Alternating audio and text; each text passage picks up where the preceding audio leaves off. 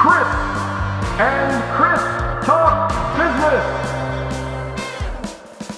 Hello, welcome to the Chris and Chris Show. I'm Chris. And I'm Chris. I thought I was Chris. No, it's Chris. You're the first Chris. Oh, I'm the first Chris. It's like an age thing? It is now. Anyway, we're happy to have you here for our very first episode. We're at a friend's house in Dallas, so you won't see us here every time, but we're here this time, and we're going to be doing a few more shows today. But this show is dedicated to stories concerning entrepreneurship, mostly, although I imagine we'll get into some other things. Like we're going to talk a little bit about real estate and buying.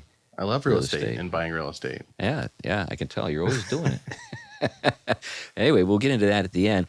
But anyway, we got into a conversation about a month or two back. Yep. And we were talking about an idea I had, and that kind of led to, one thing led to another. And then by the time we were done, we said, let's do a podcast. Yeah. And I think you offered to write co-wrote a book together. Yeah, I'd be up for that. And I don't read. And so But you write.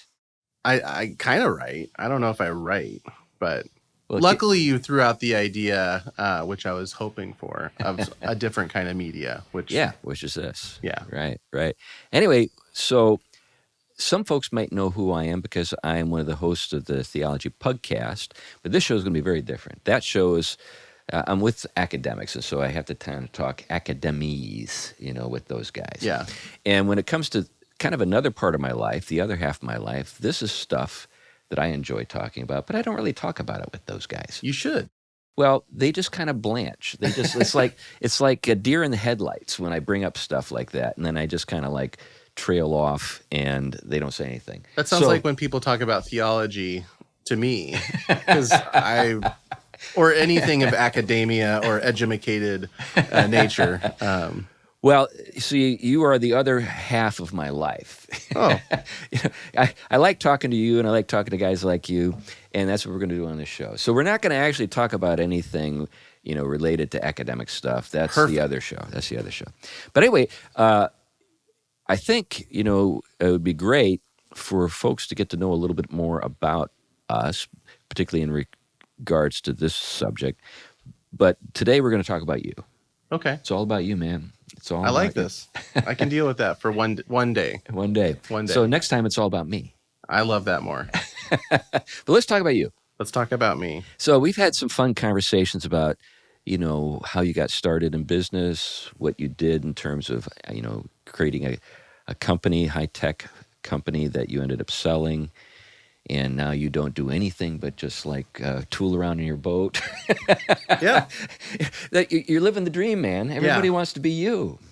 But let's go back. Let's go back to childhood, because we were talking last night at the barbecue place about your family and kind of, sort of the adventure of you getting into starting a business and kind of how strange that was to them. Yeah.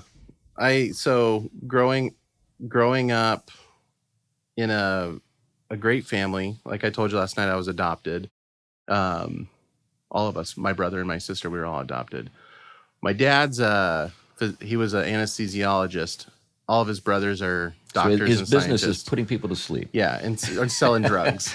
He's a drug dealer. That's what we used to joke about as kids. Right. But they are of high academia, if that's the right way to say it. Very smart people. My grandpa was incredibly smart. Designing electrical engineering stuff for Boeing and space stuff, and probably parts of bombs and stuff. Yeah. And so I came from different DNA, and I think it shows. But growing up, always creating what I didn't know at the time, I was always creating businesses or business ideas and testing them. And I always loved that process. And I think even in high school, I really wanted to start a mobile pressure washing business that would clean semi trucks, because it was incredibly expensive for them to get there. There was this place they could go to, and it was absurdly expensive. Okay, well, let's stop. Yeah. So did you know that even as a kid, that it was absurdly expensive, or were you just like, man, I would just really love to do power washing? Yeah. So how did I figure this out? I knew a guy that worked for a company that had trucks. Okay. And he repeatedly had talked about how much money they spent on cleaning their trucks. Okay, let's stop again. Let's stop. Because this is key. Yeah.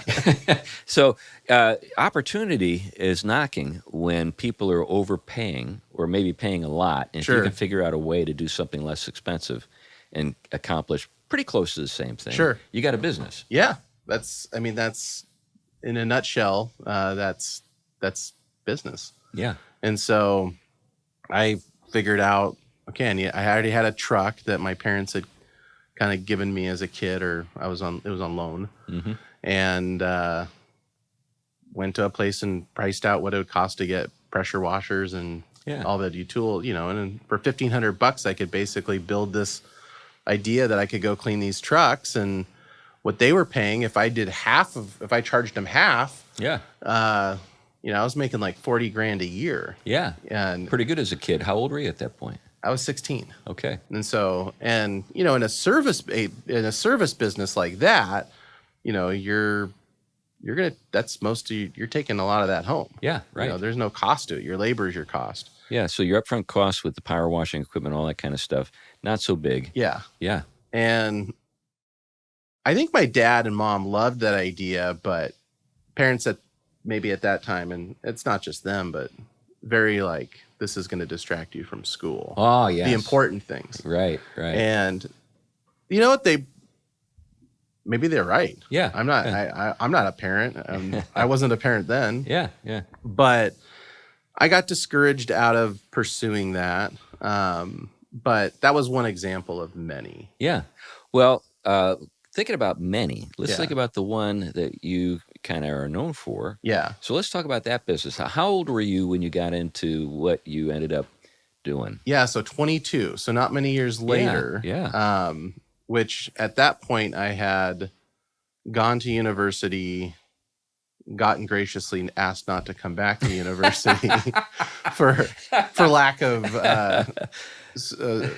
grades. Yeah, not applying yourself. And then I went to community college, which I was actually that worked a lot. I enjoyed that a lot. Yeah.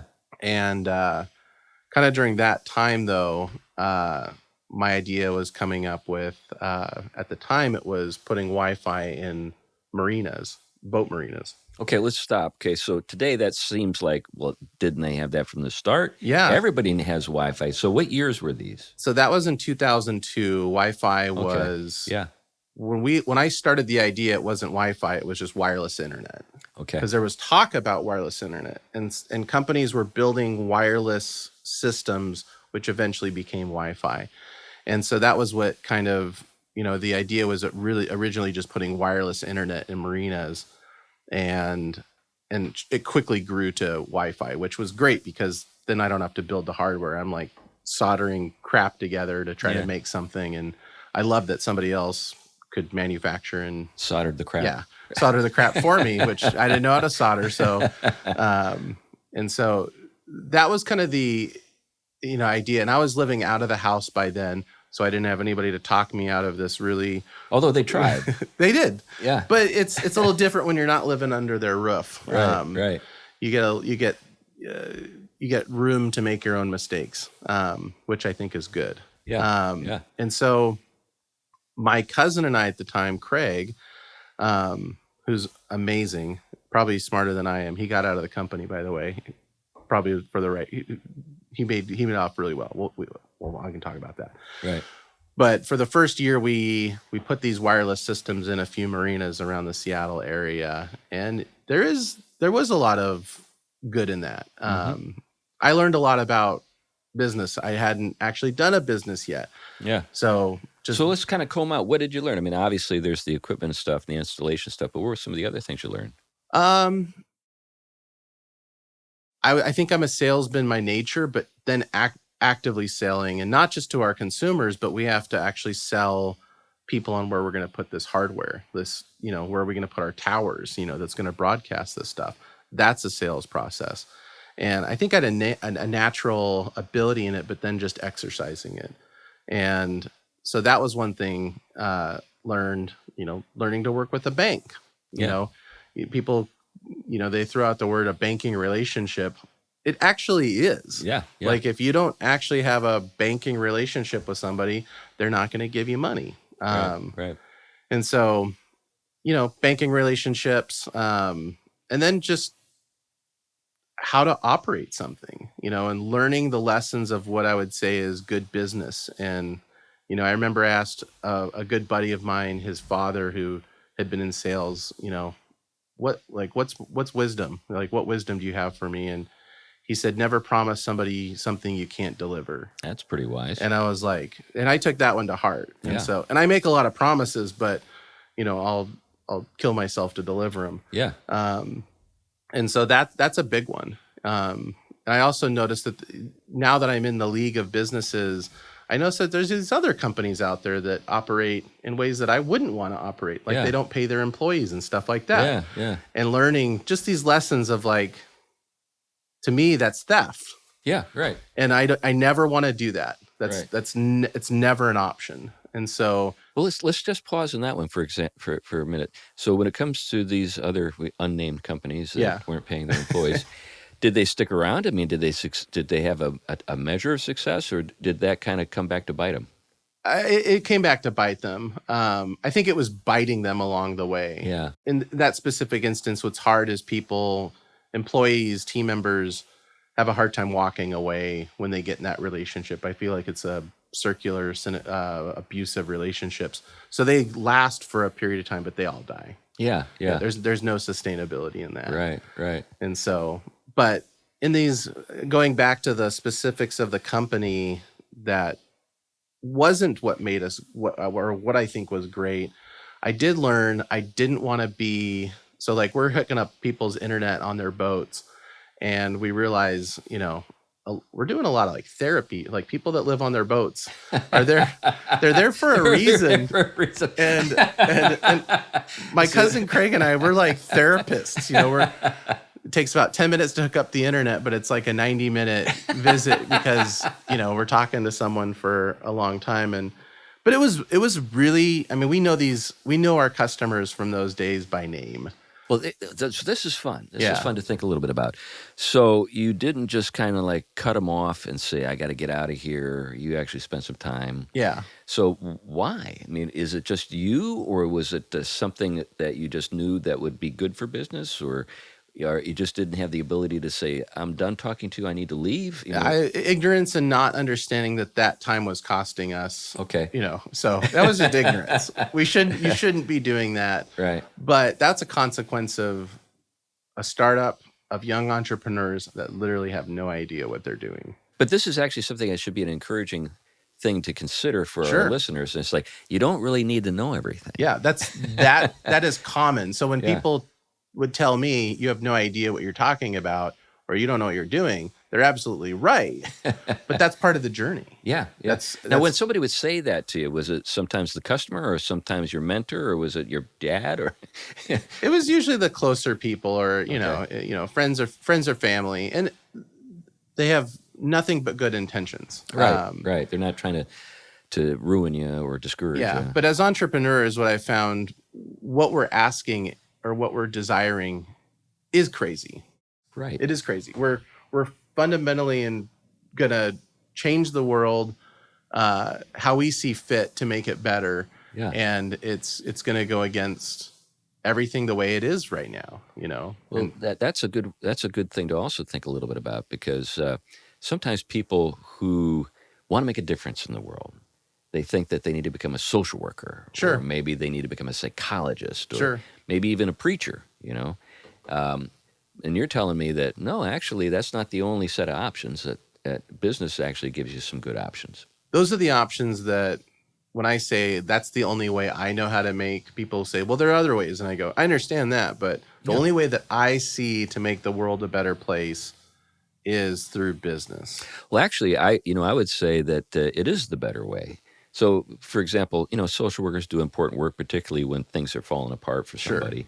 But when it comes to, kind of their end game is supposed to be plugging you back into a healthy community where people actually can make a living.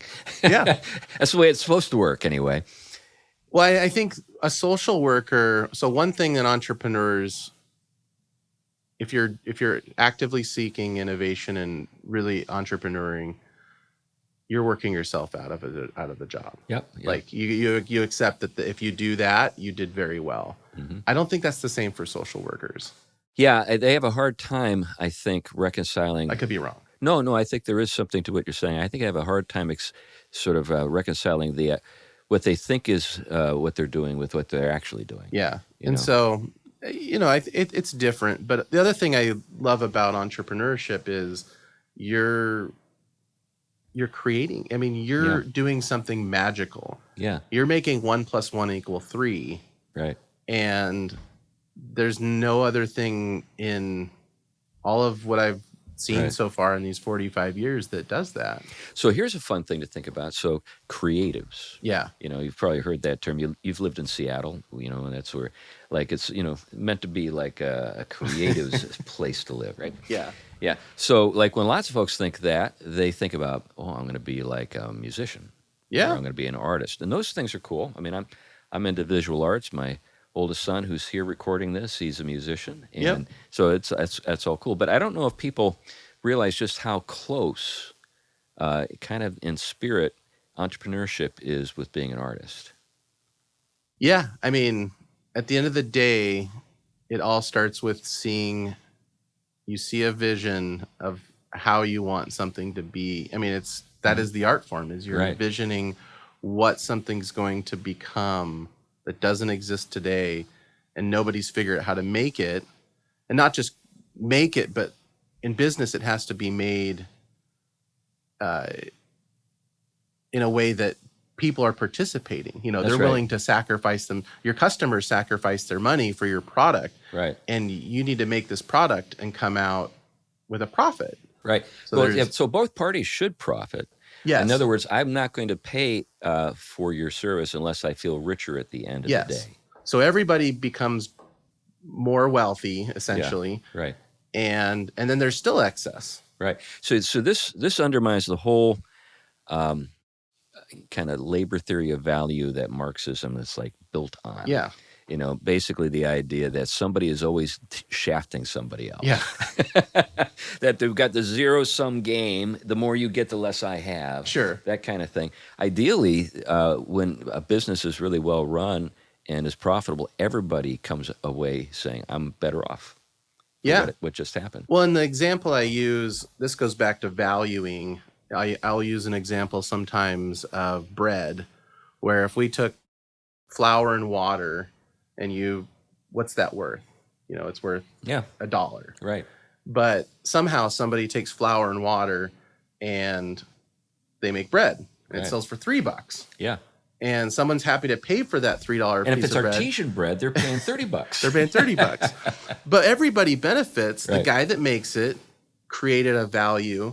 The customer isn't eating flour soup. They're eating bread. That's right. And so there's this, and that's a simple analogy, example. That's perfect. And kids should be able to understand that, because it's funny when kids get, and I love how kids think about business or just life in that. But kids think about business. If you give them like your costs, they basically just add up the costs and go, "That's what you should sell it for." And then I remember it was my cousin's kids not too long ago. I was like, "No, you need to sell it for more." And basically, they're like, "You're scamming them," because you're taking more than you should. But see, this is why maybe every Marxist is actually someone that just never grew up. it could be.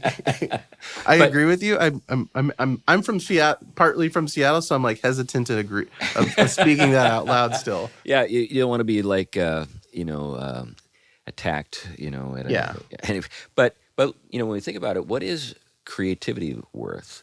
What is ingenuity worth? What is risk-taking worth? These are the things that really are, by their nature, really spiritual in character, you could say. I think they are. I think they're a part of, and if you don't believe in spirits, then they're just ingrained in us. Yeah. But yeah, it's a part of something deep inside of us. So that means that when you are doing all the work of thinking about it and actually performing the tasks and all that kind of stuff, you're adding value. Yes, 100%. And if you can add value to the world, then it goes back to the idea that you leave it better than how you found it. Right, and this is one of the reasons why you mentioned yesterday that you went down to Havana. Yeah. And they wanted to, this is like back in, what was it, 2016? Yeah. And they wanted to actually meet some entrepreneurs. Yep. But, so here you have this communist country, and you're like an enigma. What is an entrepreneur? And your joke is that they didn't really want to know. No. They wanted to learn how entrepreneurs work so that they could control entrepreneurs more. It's a different culture. But at the same time, it's kind of the residue of Marxism that they may take them a really long time to get over. Yeah. What was interesting though is Fidel was kind of supposedly out. They kept reminding us on that trip. We'll talk shortly, but they kept reminding us how he's still alive. He's still alive, and I was like, we're not asking. They keep bringing up it, and I'm like, I'm starting to think he's not alive. But it was close to the end of his life. Right. And his brother, is it Arturo? I don't know. Someone will correct me. But they had decided when they're gone that they want Cuba to be capitalist. Capitalist again. Yeah, Okay, they want it to, because that's the best way. Yeah. But just not while they're in charge. That's right. So, but you got to give someone credit that they're at least honest. Yeah. They're honest about, I don't want it for me. But that is the best way. So when I'm gone, make it that way. Yeah. But yeah, I mean and the other thing I'd add about that trip is that style of culture, it was just unnecessarily poor. Yeah. They don't allow for creativity. Right. They don't allow for a lot of things, but they do things in a way that makes it so people can't creatively make things better. Reminds me of now, if we think about that a little bit, you could say what is going on there, maybe in terms of their unwillingness to see that happen. Is it just because they don't have the imagination to maybe think that it could change, or is it because maybe they're afraid that some people are going to succeed and other people won't? I remember one time I was driving around in Boston with a blue collar black guy, and we were just having a conversation, and he was talking about the problem with our community is that it's got a crab problem. I was like, what do you mean? Is it like a bunch of crabby people? No, it's a crab barrel. It's a crab barrel. I was like, what do you mean? He said, well, have you ever seen a crab barrel? I said, no. I don't even know what a crab barrel is. He said, all you need to do is you put the crabs in the barrel and you don't even have to put a top on it. And the reason is when one crab tries to get out, all the other crabs pull him down. And he said, that's the problem with my neighborhood. And I was like, I think I get it, because I've actually witnessed that kind of thing. Like somebody is like the I'm smart... writing that one down. I like the crab barrel. But if you get a smart kid in a setting where, he's excelling at school, a lot of the time he's going to be made to feel kind of stupid for being smart, if you get my drift. And so, you're like, I don't want to have to put up with that kind of ridicule and that kind of treatment. And what's really going on is these other kids just don't like the fact that this kid is demonstrating he's better than they are at something. Yeah, which is going to be a reality, Yeah. as offensive as that is to people. Yeah. Well, it got the first guy murdered. You think about Cain and Abel. That was the issue. Anyway, well, let's go back to your business, because we haven't even gotten anywhere near when you sold it. No, this is a common trend in me. I ramble and I go off on... Well, this is what we want the show to be. Very interesting tangents, but the cool thing about this business, which definitely had a ceiling, I learned things that I loved about it. I learned things that we didn't want to do. It just grew. So we're doing Wi-Fi in these marinas, but I'm also seeing that the capacity for where we're getting the internet. And at that time, we would basically buy a connection from the phone company, bring it to the marina, and then broadcast it. Well, the phone company was the problem then. They didn't have a good enough connection. So I started figuring out there's technologies that will allow us to beam this internet. We can build our own network to the marina. And we started doing that. And as we started building these, then other people were like, hey, can you do that for me? And we started, doing it. And I would say that was a part of the business, but it's really, this is R&D. Like, we didn't really know what that market was, and there wasn't a market for it. Yeah. But what that so that eventually just led us to, there's a better market out there than marinas, because I think the marinas were generating some money, but I mean, it wasn't great. It wasn't great.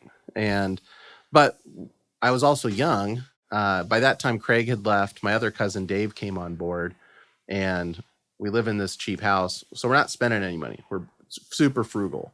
So we're making money and we're not spending it. So we're just, the company's just growing money and it looks good and we're living cheap. And so when the idea came along that we could beam our internet to, instead of a marina, but a new high-rise building, and then you got stacked customers. Yep. Now. Right. But we saw the marinas as these dense areas. A building is a dense area. We can deliver it better within the building. So let's not do Wi-Fi, because one of the things we learned about Wi-Fi is there's just interference. Oh, gotcha. There was just a learn curve on teaching people how to use it. So in the buildings, we would just hand them off an Ethernet cable. It would go into their router. Simple technology. So we simplified a lot of things. But the real value that I saw was we were bringing our network to the building with a technology that we had been comfortable with, which was wireless. And so we started hooking up these buildings in Seattle. Our first building was with a Vulcan real estate building, which was Paul Allen's company. Yeah, I think I remember we talked about that a little bit. Yeah. Yeah. And that was, if without that company and those people, I'm just looking through names and faces in my head, I don't think the company, we would have ever done anything, because that went really well. It was amazing. We hooked up one building, which turned into 9 buildings, which by then just... So the Vulcan people had more than one building, in other words. Yes. This was just sort of like, well, we'll try it here. It was like a test. Yeah. It was like a pilot. And Dave and I were like, this is our shot. Mm-hmm. This is our opportunity. Well, this is good. This is good. So you recognized it. Oh, yeah. Yeah. So I think that and if I look in my life, there have been maybe half a dozen stand and deliver moments. Yep. Where you're like, wow, if this goes well, it's a whole new world. Yep. This was one of those. And so in that time when you know that, you don't let it fail. Right. It is the highest. It is priority number one. And we did. We home run, grand slam, Great. World Series. I hit the ball, or we hit the ball, hit the lights. The lights exploded. The natural. Exactly. Thank you. And then that just it made it easier. But it was still, up till Vulcan, it was so hard to get real estate owners and these big properties to allow us into their buildings. Okay, this is another thing to think about. So the first phase of the business was just kind of just staying alive. Yeah. And then, the day with the breakthrough came about, not necessarily because you were like super smart, but there was like this opportunity that came along and you recognized it for what it was. Yes. Is that the right way to put it? Yeah. And we didn't, still I'm too ignorant in business to know how great this opportunity is, but it's just one of those things where you're like, I know, it feels, it has the feeling.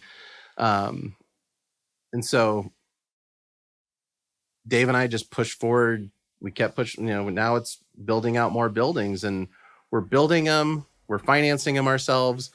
We're signing up customers on the phone. Yeah. We're installing customers. Yeah. And I'm selling new buildings, and so literally I'm on. How many employees do you have at this point? 0 employees. It's just you and your cousin. Yeah, just Dave and I still. And I think we ended up getting, I think Laura was our first employee. Who was a good friend of mine, still is a good friend. And that was in 2008. So after 2008, work, was rough for everybody. Sure. Yeah. And she had time. She had, she was a super skilled person in the way of marketing, and she'd been around business. She'd been to an office before. We had not, Right. We didn't know. Dave came from college. I came from the School of Hard Knocks, right, or not Hard Knocks to be maybe. And so, but yeah, we still didn't have an employee. I think by the time we had an employee, Dave and I had hooked up about 9 of these buildings. It was generating really good revenue, but that was where we actually understood, we don't know what we're doing. Were you still eating ramen noodles? Our thing was Costco hot dogs. So that was some people have ramen, some people have PBJ. We did Costco hot dogs. So you got nice income streams, money's piling up. Yeah. You're still living pretty simple. Very simple. I would say always live simple. Well, you see, this is a thing. I think that maybe guys go too quick. Yeah. When they should be staying like in that like startup mode, they move into like establishment mode and they're not really there yet. Don't ever become established. Yeah.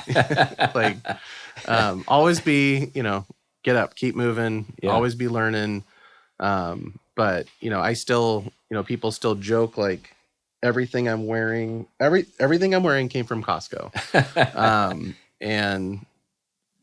Except your boat. The boat didn't come from Costco. And But that came much later. yeah, and that's another. It's a good story for another day. Yeah, we remember that. I'm glad you have a boat, by the way. I'm just not. But I think maybe, like I noted, people want to get to the boat too quick. Yeah, and the boat didn't come till, 20 years after this journey started. Okay. So that puts it all in perspective. I think Yeah. that's a good way to put it. not to say that there weren't beautiful things that happened along the way. And honestly, for me, the whole journey was it's what I loved. Yeah. And so, but going back to these buildings at the time, we knew we had this opportunity. We did it. Now we got this functioning business. Money's coming in. We got no employees now. We have responsibilities. What do? We don't even know if this is a good business yet. And so Lance Mansfield was a friend now that we got put in contact with, who was a great business mind. He is a great business mind. And he agreed to help us. And he met with Dave and I. And I remember we kind of gave him our pitch and we gave him numbers, and we're going to meet up with him in a week.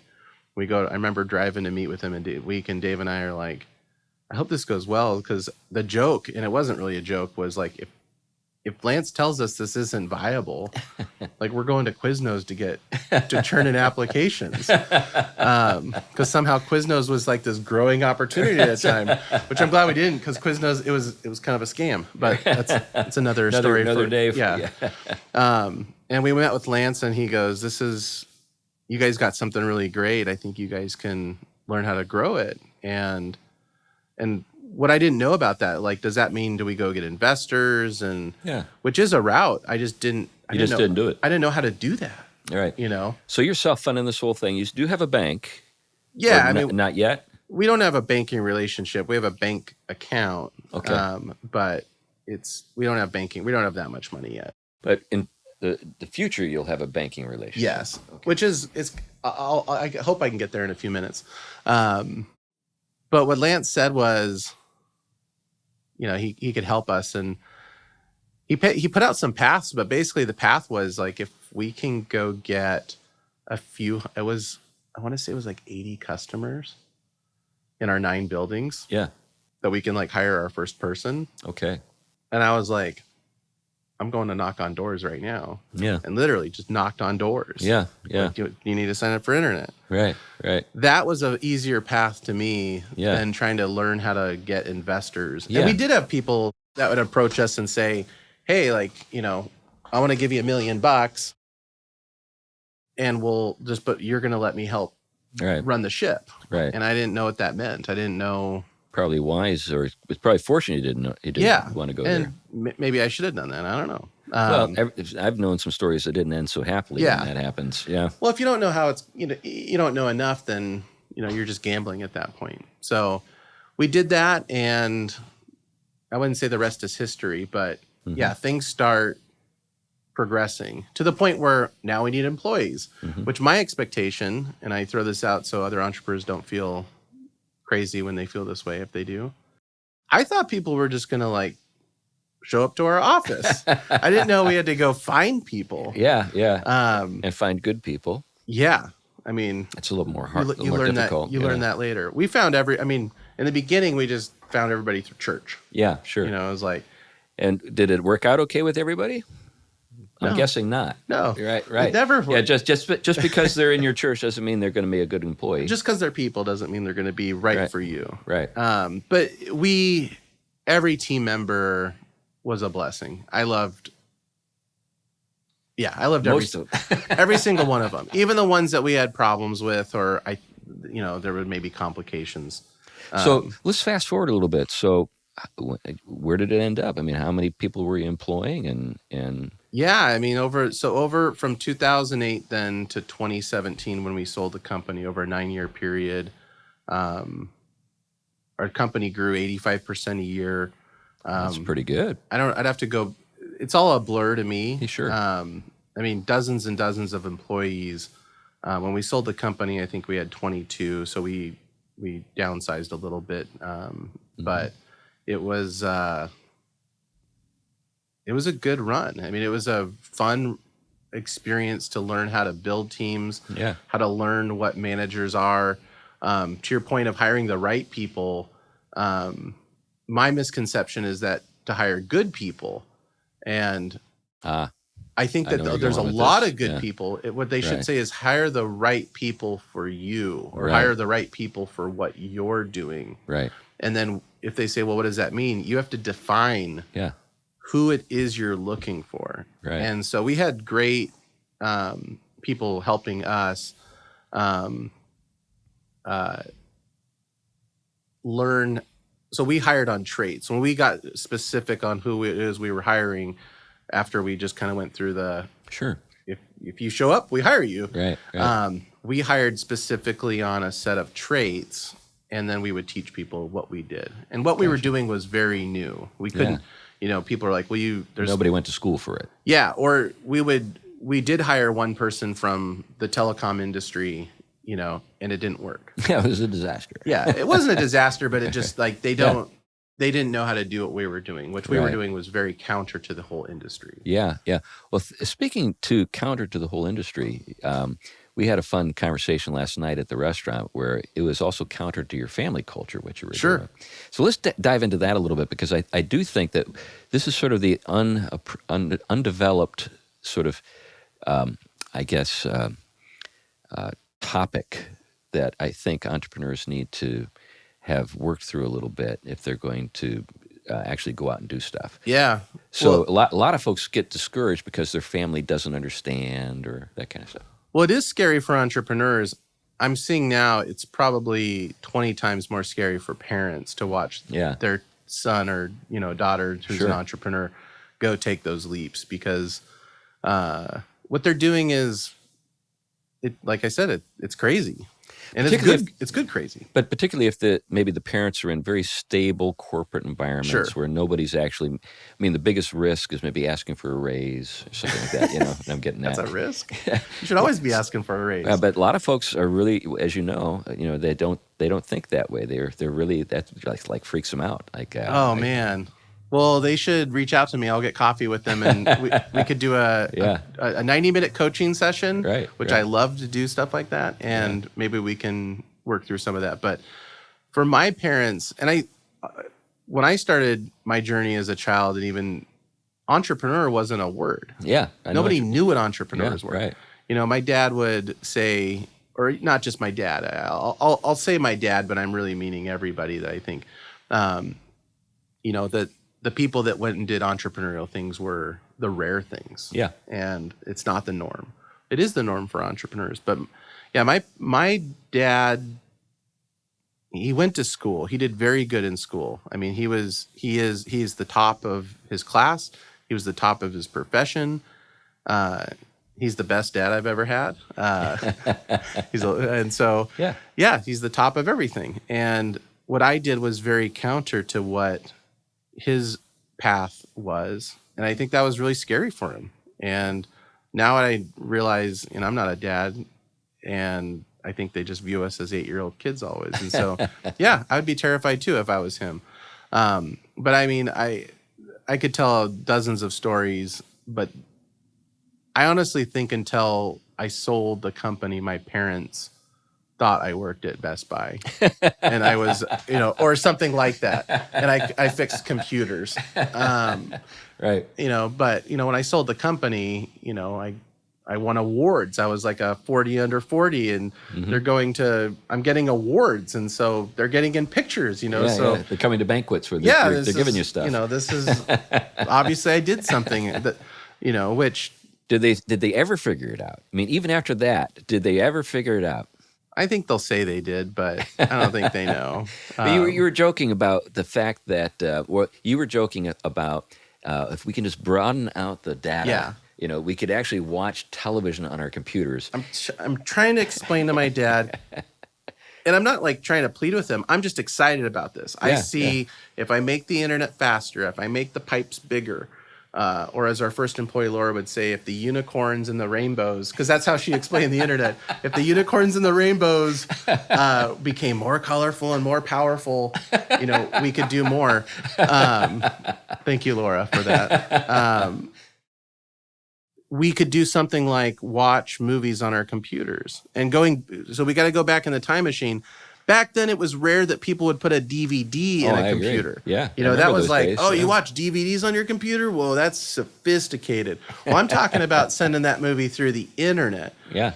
And my dad doesn't get it. And I remember him just pleading with my mom to talk sense into me because I didn't understand the difference of a computer and a television. And I tell this story a lot now because I told it to a buddy, Matt, of mine. And he talks about it every time he meets somebody. He loves this story, so it's fresh on my mind. But because he's like talk some sense to him. What did we do wrong? Our son, he's out of touch with reality. And he's not wrong. I was out of touch with reality. I was living 20 years into the future. Okay, well that's a good thing to know. So right. I was thinking, and it's obvious now. Sure. So when I give the analogy, it's always obvious in retrospect. Yeah, but I very specifically remember seeing something like a DVD and imagining all the pieces that would be needed to get that DVD from the movie company to your DVD player. And I'm talking like thousands or millions of steps and many, many people. Mm-hmm. And I can build a little company that can bridge that. Yeah. That's exponential value. So that takes us back to the earlier comment about the power washing. Yes. Basically, there's a lot of cost, and you're figuring out a way to do it for less. Yes. And so that when you see stuff like that, it's for entrepreneurs, it's like that's fuel. It's fuel to the fire. You get excited and you want to pursue it. And wireless communications was great for us because we weren't restricted by really anybody. Mm-hmm. We could just beam it unless there was something in the way. Mm-hmm. We could just beam it. And so we were kind of on this path of building this network, and it was kind of offensive at the time that people were against the idea. But what was beautiful, and this is good for entrepreneurs to know, is nobody got in our way. Nobody challenged us. They just made fun of us. Gotcha. And so, which is great, because if people actually think what you're going to do is going to... Oh, that's right. Yeah. They're going to fight. They're going to put you out of business. And they're going to try to jump in. Yeah. Yeah. So when I wanted to go up on top of rooftops of buildings to put antennas, people just laughed. Yeah. Yeah. Well, now it's prime real estate. You pay top dollar for this stuff. Right. And that was the other thing is we originally kind of went into this building hardware. I like to tinker in that regards too. But we'd find companies that would build us the hardware, and we would implement it. So that was what I saw the business as. And I remember this was still even before we were launching these buildings. This thing called WiMAX was this word that kept being thrown around. And why this is important is because we were kind of waiting for WiMAX to start this idea of hooking up hundreds of buildings in Seattle. And I thought, well, what if it never comes? Well, then we're just waiting around. And I think between Dave and I, we're like, why don't we just start hooking up the buildings with what we got? Yeah. And then when WiMAX comes around, Right. we can just drop it in. That's not the big thing. Yeah. The thing that's going to be the hard part is getting these buildings. Yeah. And that was when I realized that's the value for this network. Yeah. Is the real estate to put our equipment in so that we can sell this product, that people can. That's an interesting thing. So you made a lateral move intellectually. You said, okay, I think I'm in the, beaming, data business. Yeah, or I'm in the tech business. I'm not. Yeah, you're in the real estate business. I'm not in the hardware business. I'm an implementer. But if I don't have any real estate, I can't implement anything. I'm really in the real estate business. Yeah, it's kind of like Ray Kroc and McDonald's. So we own this real estate. So, I think the thing that's interesting is this lateral think. Because I think we get into grooves. Yep. And we limit ourselves that way, and we miss opportunities, or and they never even occur to us. We can't see them, and they're right in front of us. Yeah, I know this now, but at this time, at this part of the story, I was still so ignorant. I didn't know what to focus on. Yeah. One thing we teach to entrepreneurs now, and like when we started this conversation, getting to the specific of what it is that we're actually doing, that is so paramount, because when we do get distracted, we don't know how to make those laterals, or we start working on something. And, if you and I didn't have a specific mission on what we were going to talk about here, I wouldn't be surprised if we were running a hot dog stand out in the street. And how did we get out here? And it was like, I don't know, but it seemed like a good idea, but we didn't have anything to redirect us to stay on track. What I was operating on then was just God-given intuition and just something in my DNA, just my curiosity, and then probably a lot of fear. Yeah. And probably malnutrition, because I'm still eating like 2 hot dogs a day. So let's think a little bit about, so you sell the business. Yep. So you're kind of sitting around and wondering what's next, I guess. Or are you just like, hey, great, I've got lots of free time, I'm just going to relax. What happened next? Yeah. So, there was a couple of things that happened before we sold, but that will come out over time, I'm sure. But we got the opportunity to sell, which was a lot of fun. It was really good. I think everybody's excited and happy about that, how that happened. I don't know when I thought of it, but I remember when people kept asking me, like, what's next? What's next? What's next? I don't know if I said it, but what I was thinking was my next venture is I want a wife. Ah, that's a good venture. That was something that I didn't do. I could say I couldn't do it, but I just didn't do it when I had my company. I tried, I dated. I didn't do it well. And part of that was because 16 hours a day I was focused on trying to make the internet so I could prove my dad wrong. No. but there's something to think about here. In the sense that if you want a family, probably either you're going to need to have a wife on the front end who's going to be prepared for the challenges of being an entrepreneur. Sure.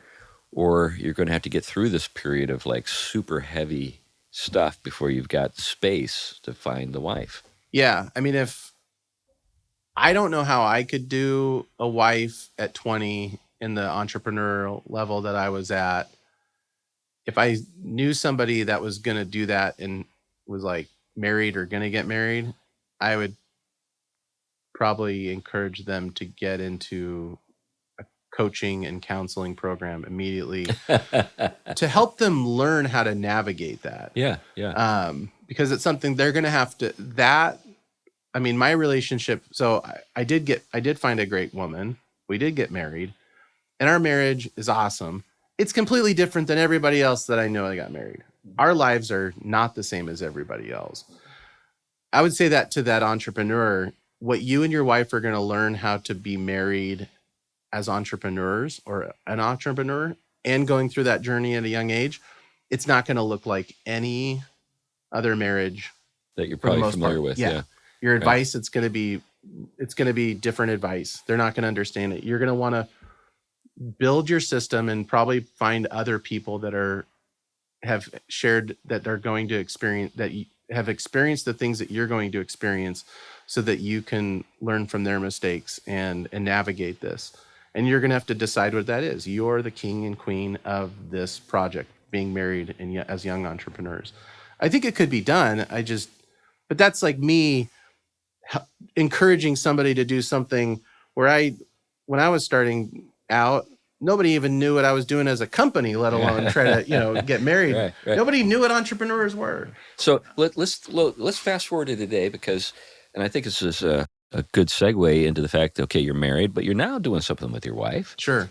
So you are involved with your wife with the business that you're working on. So what are you doing now? So I've always loved real estate. My dad got me into real estate, and I already owned some real estate when we got married. She owned some real estate when she got married. And a little more than we only married a couple years, but shortly after we got married, we purchased another property that was specific to be a short-term rental, and it's done very well. And shortly after we saw that doing well, I kind of pitched around this idea that I want all of our real estate to be investments that cash flow. Probably short-term rentals, but not all of them will be. But the reason, if they're short-term rentals, then sometimes we get to use them. Yeah, right. Well, that's a nice feature. Yeah. Right. And at first she was like, she didn't like that. She wasn't against it though. So one thing Rachel, my wife, is amazing at, she loves me. I know she does. That's good. That's a good thing. But she loves the things about me that make me tick. And I think even when she's like, I'm uncomfortable with this. Yeah. She's like, I want to see where this is going to go because it's pretty cool what he does. And but this is a great subject for maybe carrying over into the conversation we're going to have next in the next episode when we talk about what I did. Yeah. And because there's some overlap there. Good. Well, I'm going to get to learn from you. But because the blessing of that first property we did together, she's interested in it now. So, which at the time I was like, is this something that we're going to do, but really I'm going to do and she's not going to be a part of? Because if she's not interested, then she's not going to be part of it. And that's fine. Yeah. But she is interested in it. Yeah, she actually likes it. She's like, we need to do more of this. That's right. We're going to own property in every major city in America. Well, what I told her is, I pitched her on an idea and she was like, yeah, whatever. And I'm like, I'm on to something. When people tell me, that's a horrible idea, I'm like, I got to write that one down. So she's excited about, I told her, I wouldn't be surprised in 10 years if we live in 12 different places and we spend about a month in every place. That'd be fun. Yeah. And she said I was crazy. And now you got to do it. Yeah. Well, we're closing on another property in less than a month in Florida where her family is. So I don't know, but. Yeah. So you got stuff in the Seattle area. You got stuff here. You got something here in Dallas. That's why we're here. Yep. And you're working on some other stuff. Yeah. And I don't know. The number of 12 didn't really mean. I just envisioned 12 places that we're constantly going to. Yeah, right. Of friends and family. And I'd love to be able to live in those places. Yeah.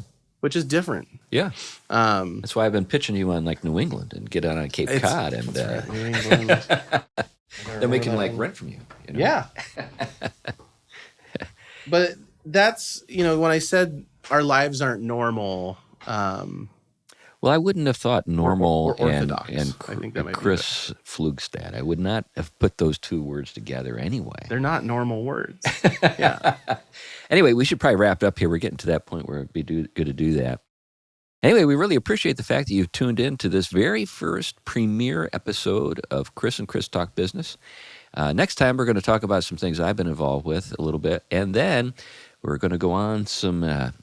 I guess you could say tours with regard to interviews. Yeah. We're going to have other people we're going to talk to about, businesses that they've started and have gone well. Yeah. Yeah, so it's good stuff. Anyway, that's, I guess, a good point to wrap this up with. And we hope you tune in again and catch the next episode. Thank you. Yeah. And thank you. Yeah, thank you. And thank you. And thank you. That's right. All right, bye-bye. Bye-bye.